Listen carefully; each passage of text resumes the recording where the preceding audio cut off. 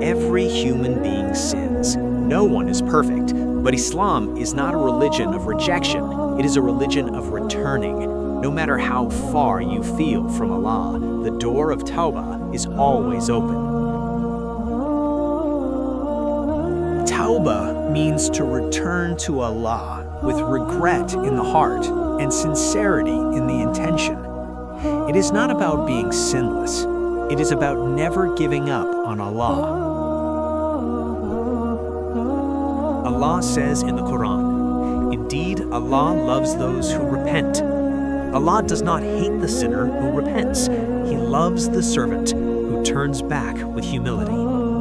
Your mistake does not define you. Your return does.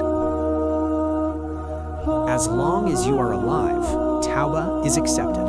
The Prophet ﷺ said, Allah accepts repentance until the soul reaches the throat. No sin is greater than Allah's mercy.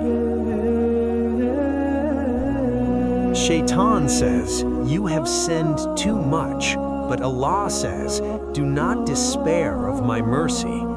Losing hope is more dangerous than sin itself.